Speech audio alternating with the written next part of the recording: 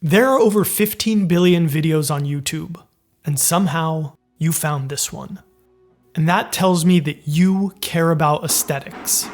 You want to live and spend time in a place where you can look around and feel happy with what you see. I'm the same. And for the most part, as an adult with free will, I can do that. I get to choose the objects in my house, and sometimes I even get to build them. When I stop and think about it, there's really only one thing that gets in my way. Kids. I have 2 of them. And if you have any, then you know that their stuff gets everywhere. Their body weight to junk ratio is unparalleled. Now, in the past, I've had a very specific way of dealing with this. I hide it. If you come over to my house, you'd walk into our living room and notice some built-ins with a few curated objects nicely displayed. But open up the doors below, pencils, games, toys, wire. Okay, this one's my fault, but you get my point. And if you head into our family room, it's the same story. A large wall-to-wall cabinet to safely hide stuff. Well, today we're gonna do something different. This year, one of the family Christmas gifts is gonna be this keyboard. It's a little bit over 3 feet long, which basically means too big to shove behind a door. So instead of hiding it, we're gonna highlight it, so that rather than having an eyesore, it'll be a focal point. Sounds good in theory. Now let's see if I can actually pull it off.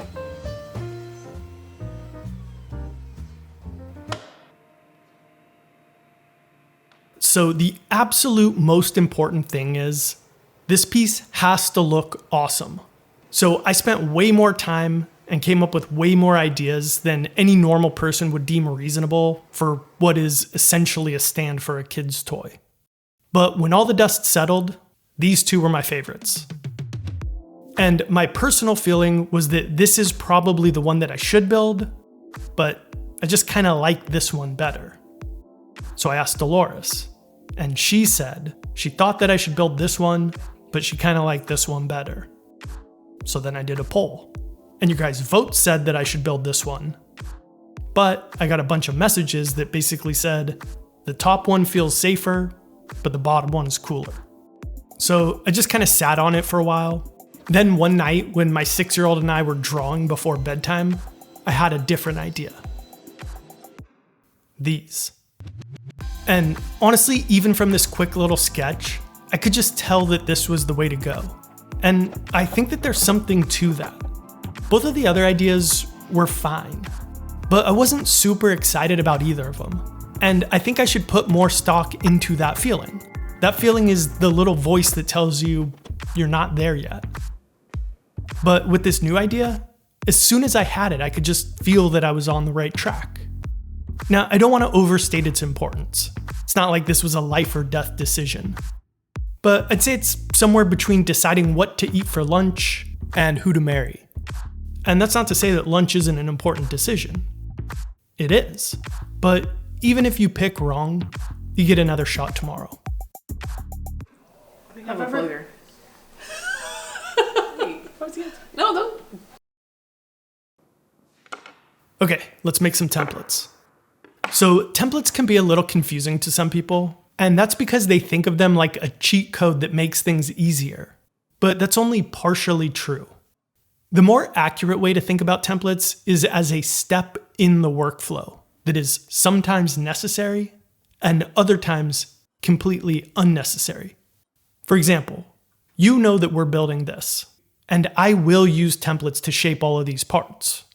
But if I were going to build a version that didn't use templates, it might look more like this, which is kind of like the Cybertruck version of this same idea. Hang on. Okay, now it's the Cybertruck version. Anyway, for the curvy version, templates are almost 100% necessary. And for the Cybertruck version, 100% unnecessary. And that's because it's pretty easy to identically reproduce these straight parts 2, 10, or even 1,000 times using something like a table saw. Meanwhile, making 2 identical parts with the curves would be nearly impossible without a template. In other words, templates aren't an optional way to make the job easier. They are the way to get the job done, period. Not a luxury, but a necessary step. And once you understand that, it becomes really easy to look at a piece and know if it does or doesn't require templates. For example, this piece does. This piece doesn't. Does. Doesn't. By the way, those were all pieces that we sell plans for, and note to self, from now on, whenever somebody asks if they can buy templates for one of our plans where templates would be completely useless, send them a time-stamped link to the 3-minute 30-second mark of this video.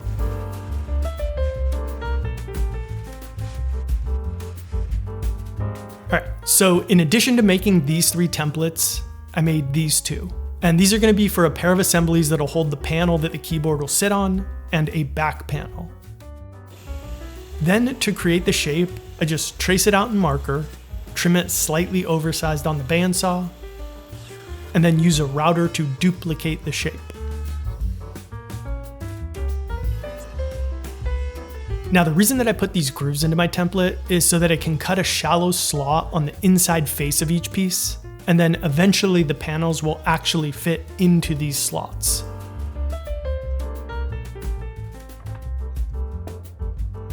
Then I can just repeat this exact process 3 more times to shape all 4 side pieces. So normally I like to wait until I'm a little bit later into a project to really start messing stuff up, but I figured I'd get an early start this time. So this is kind of a weird one, but what I just realized is that my grain orientation is wrong on the side pieces that I made, and it might be okay, but it also could lead to a catastrophic failure, so I remade them. Here's the bad one. See, bad. And I don't know, 95% of the time that I would make a shape like this, the grain is gonna be going this way, but I actually need it to be going this way. Thankfully, I still have a bunch of small offcut pieces that I could use for this, so I was able to glue up a couple more panels so that the orientation of the grain is the way that I need it to be, and then just go through that whole process of marking it out with the template, bandsawing, routering, all that stuff, all the stuff that you already saw me do on the piece that ended up being wrong. So it's all done, and here's the correct piece next to the bad piece. I don't even know, can you tell? Okay, yeah, so whatever, not too big of a setback. It's fixed now, and I'd rather have figured it out now than after I had everything glued up, so that's a win. So to quickly explain why that was a problem, wood moves, mainly this way, across the width of the grain. So if I join my panels to those side pieces like this, then I'm not allowing for wood movement, which could cause something to crack. But if I do it like this, then it'll move all together throughout the year, no problems. So hopefully that all makes sense now, and we're all on the same page, which means we can officially move on to making the So you might have noticed that I'm trying to not use up too much good wood for this project. Back when we started, this was the only new board that I used, and everything else was just offcuts from other projects, except for this piece.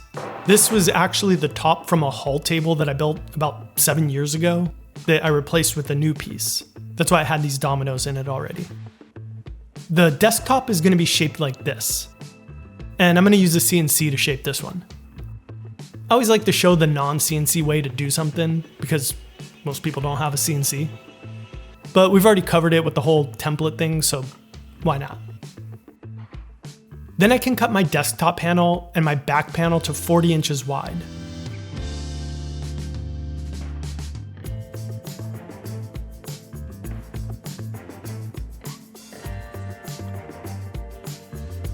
That way when I assemble everything, I'll end up with about 1/2 inch of extra space on either side. Hang on, I gotta cut the music. This part's gonna get a little technical. So remember when we cut those slots on our side pieces? Well, now I'm gonna cut a round over on my panels, and the plan is that they'll fit inside of those slots. This wasn't part of the plan. I'll fix that later. Anyway, after I finish that, then I'm going to cut this little notch onto all the corners so that the panel will fit inside of the slot, despite the fact that it's slightly longer than the slot. Basically, I want it to fully cover the slot.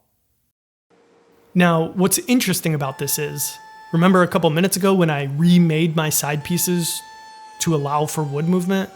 Well, because the panel doesn't fully sit within the slot, I probably could have gotten away with leaving them the bad way.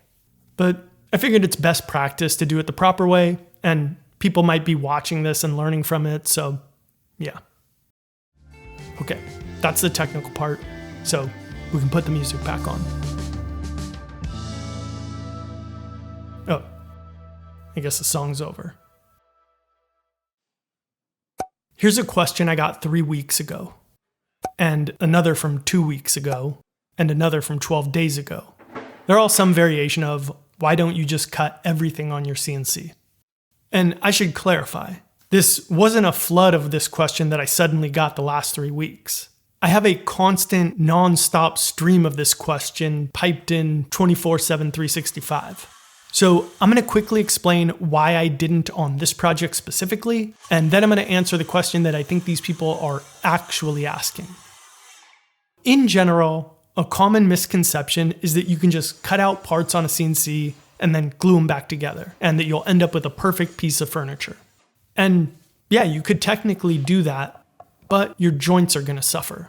I'll show you what I'm talking about in a minute. But long story short, a table saw is going to give you a way cleaner cut than a router will. Also, on some pieces, I get really picky with what wood makes up what part of a piece. But you can kind of think of the template as like a spotlight for the wood. And it's much easier to get super specific. I probably have a margin of error of like 1/8 of an inch doing it this way. Now, on this project specifically, the reason that I didn't was because there wouldn't be any real time savings. This leg assembly, for example, I'm only making 2 of them, and all the shaping will take me about 2 or 3 hours, which is about how long it would take me to create a file and do everything on the CNC. Now, if I were making 6 legs, or 60 legs, oh hell yeah, CNC all day. And I think that that's the real question that people are asking. Isn't the CNC way faster and more repeatable and easier? And the answer to that is yes and no. So if this were a product that I'd potentially build thousands of, here is the workflow that I would use. First, I'd cut out 3 blocks like this. These 2 both have joint faces cut parallel to their opposite edges, so that's just an easy rip cut on the table saw, like you already saw me do. Then this piece has a 90-degree edge and another edge that has a 15-degree cut on it. Again, really easy cuts. And I'd basically just make a sled exactly like you see me using here that I could pull out every time that I needed to make another set of legs. By the way, quick little pro tip. When I want the cleanest cut possible, I'll usually cut once, then insert a small shim. Here I'm using this ruler, which is about 38 1/1000ths of an inch thick, and then take a really light cleanup cut. Anyway, back to the workflow. Next, I would set up a file on the CNC that carves out the entire shape. So now all of the joint faces were done on a saw, but the shaping is done on the CNC. Best of both worlds. And I would be willing to spend days or weeks or however long it took me to dial this into an efficient workflow. But if I'm only building one, I'll probably just keep doing it this way.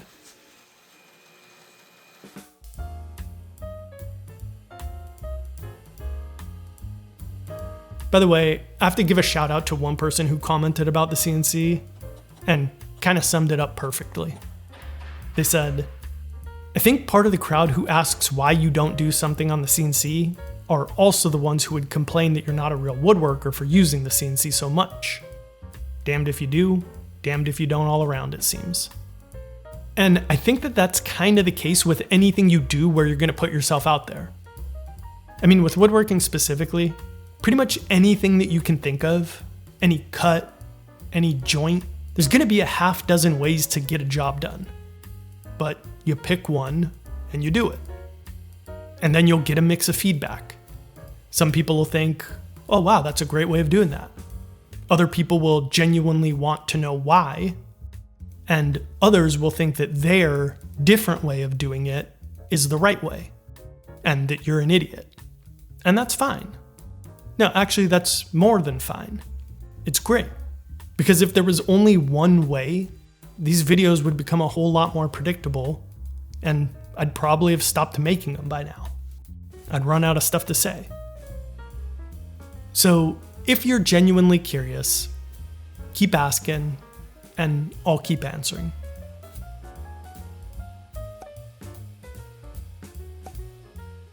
Wait. Whoa, slow down.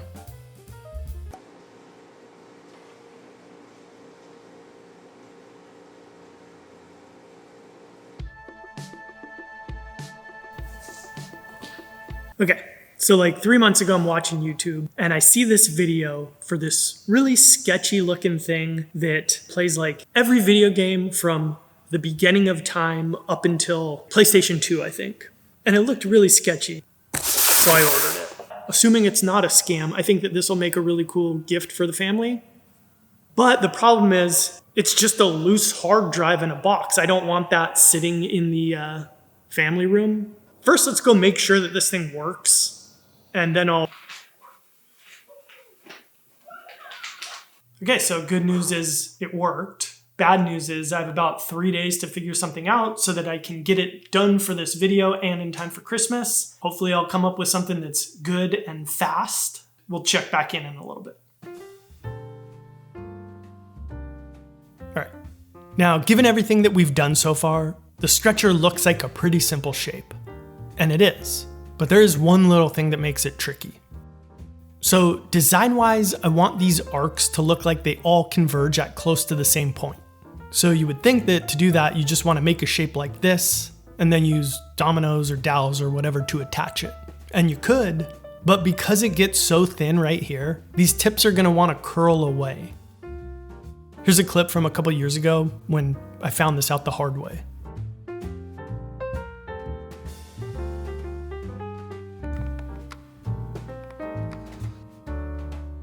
So my solution is, rather than making the stretcher like this, I'll make it like this, where it'll interlock with the legs.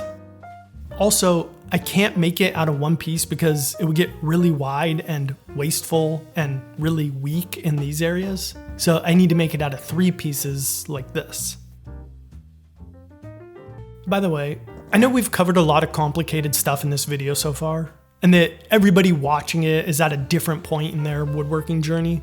And I'm always trying to find that right balance with the way that I present things, so that hopefully it makes sense to everybody. And if you feel like I have, and you enjoy the drawings, the animations, and all that extra stuff, then hopefully you'll feel that I've earned your subscription. And I thank you for it. And also, a lot of you already know that a big part of my business is selling woodworking plans, and the projects we make plans for range from intermediate to advanced in terms of the skill level required, and I pride myself on how good they are. I seriously think our plans are the best out there, but I've always wanted to do something that was more for the beginner crowd, or even people who haven't started yet. So for the past year, I've been working with Sean and John to create the best beginner woodworking course, period. That's actually the name of the course.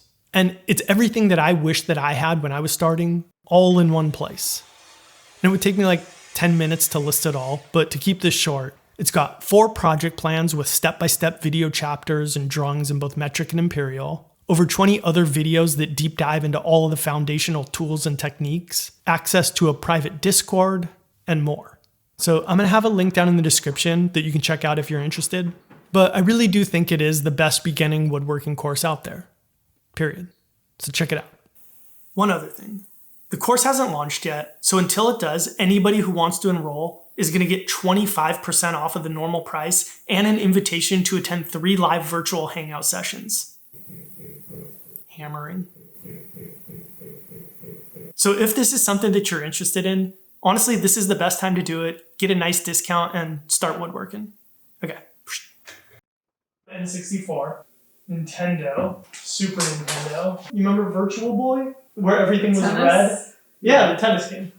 Oh, don't look at that one. Me again. So I've been thinking about this and drawing for a few hours, and here's kind of where I landed. I don't want to build a box because I don't want to have to worry about like heat venting and that kind of stuff. So I basically want to make it a shell that just sits over the pieces, and that way if there is some kind of heat issue, I can just remove it when I'm playing, put it back on when I'm not. Easy.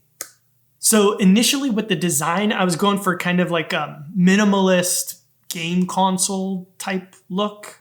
I don't know how to describe it. So then I asked myself, what are just the coolest looking electronic components? And I've always really loved stereo equipment from the 1960s and 70s. They're usually like an aluminum plate with a bunch of switches and dials that's kind of wrapped in a thin piece of wood.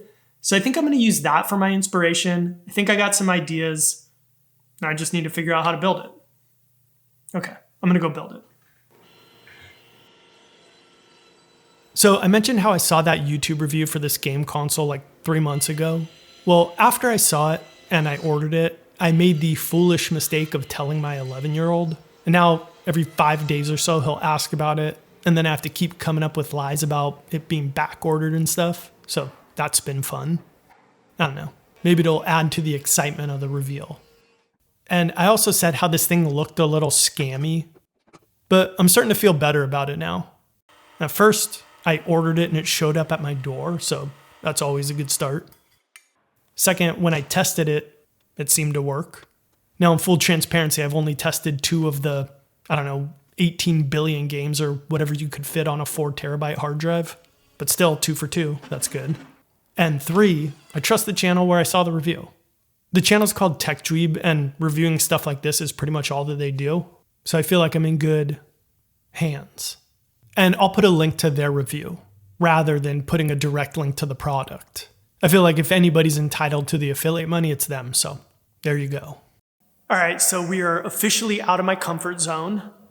I've got a panel of wood drying. That's going to become the box. Then I got this aluminum plate with a pill shape cut into it. And this is going to be the front of the console. And then the plan for that is I got this aluminum mesh stuff. I don't know, I'll try to get a focus on it, but it's got a bunch of little tiny holes in it.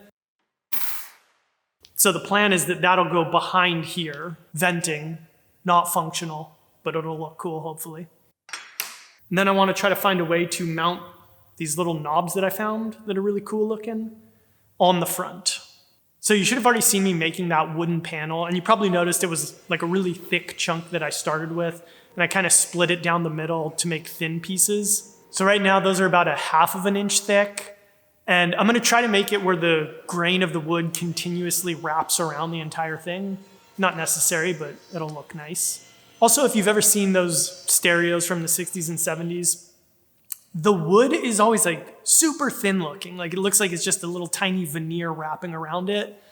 So I wanna make it look extra thin. And how I'm gonna do that is I'm gonna cut a rabbet into the front so that there's only like 1/4 inch that you can see on the front that's surrounding the aluminum plate. So that's the first step. I'm gonna try to handle that right now. Hopefully I'll get a nice grain wrap with the wood. And then I've got a plan for all this aluminum stuff, but like I said, that's totally out of my wheelhouse. I don't deal with this kind of stuff very often, so I'm gonna kind of brainstorm while I do that, and hopefully I'll be able to get it to look nice, but we shall see. I gotta see if they have Gran Turismo. The Bible game? You wanna play the Bible game? No. Suit yourself. Gran Turismo 3. Oh baby, let's see this. I'll tell you what, this much fun should be illegal. And it probably is. Sometimes the stupidest ideas are the best ideas. Let me set the stage. So here I'm putting the final touches on the pieces before we assemble. And I wasn't sure how high the keys on a keyboard are supposed to be, but from what I found, it's about 29 3/4 inch from the floor to the keys. And it seems like it's actually not super crucial as long as your seat is adjustable. So that's good. To assemble, I wanted to keep things really simple. Just a little glue and some screws that'll go through the legs and into the top assembly, and those will get plugged.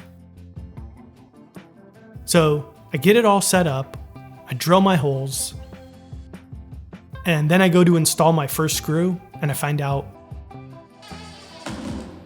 my bit can't reach. So I thought, I must have a skinnier bit somewhere around here. And I do, but only for Phillips head screws. But I really like these Spax screws. Not a sponsorship, by the way, but Spax, if you're watching, screw you, I can't be bought. Just kidding. So spur of the moment, with glue drying, the only solution that I could think of was to pack the bit receptacle full of sawdust to hopefully get the extra reach that I needed.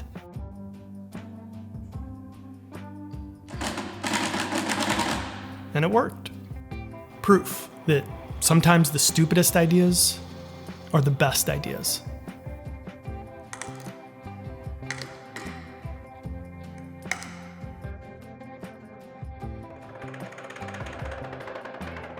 Okay, I might live to regret what I'm about to say, but for the first time in a while, I'm actually feeling pretty optimistic that I might get this done in time. So, keyboard stand's basically done, sanded, it's finished, just needs to dry for a day or so before I put the keyboard on it, and good to go there. It is currently the 16th of December, so I made a little list for myself of what I need to finish today. The box is finished, it's got a good grain wrap, it all looks great. I just need to throw a little bit of finish on it and let that dry for a day. I need to cut my front plate to size that's made out of aluminum, and I'm gonna do that on the table saw, but since I have a saw stop, if I just try to cut it, it's gonna trigger the brake. That'll be a big setback, so I need to make sure that I'm always deactivating the brake every time I go to use it so that I don't accidentally do that. Mental note, make sure you do that. Okay, then after that, I need to mark up and drill holes for my knobs. So I think what I'm gonna do is after I drill those holes, I'm actually gonna take the bit that I used to drill the holes and cut it into a couple little pieces that'll stick through the holes that they drilled, and then I'll mount the knobs to those since they'll be perfectly sized. Then I need to cut the aluminum mesh so that it's just slightly bigger than the pill-shaped opening in the front and mount that to the back side. Now, I've never mounted aluminum to aluminum. I don't have any welding or soldering equipment, but from what I've read, you can actually use epoxy to do it. So hopefully that's true, because that's kind of my only option other than like gum. And on that exact same note, once that's cured, then tomorrow morning I can attach the plate to the box with more epoxy. And if all of that stuff works, that should be it. It should be done in time for Christmas, in time for the kids to come see it, in time for me to put this video out. All right, I'm gonna go try to finish it all. Thank you. All right, I got it all done in time. And for the record, I just wanna say, I am not expecting my kids to be blown away or even care about these things. And that's fine. If anything, they'll appreciate it in like 20 or 30 years from now. It doesn't work. As for my opinion on the pieces, with the keyboard stand, I really like the way it came out. But I do wish that I hadn't stuck so strictly to the whole using offcuts as much as I could thing, particularly here. I think sapwood can look good when you use it correctly, but this ain't correctly. It's this thing, but what do you think it is? Video games! And the game cover, I would say came out just alright. Definitely looks better than the alternative though, so happy I did it. All of that said, if the original goal was to create something that's more of a focal point and less of an eyesore, I'd say we definitely succeeded. And I don't think I'll be hiding these anytime soon. Thanks for watching.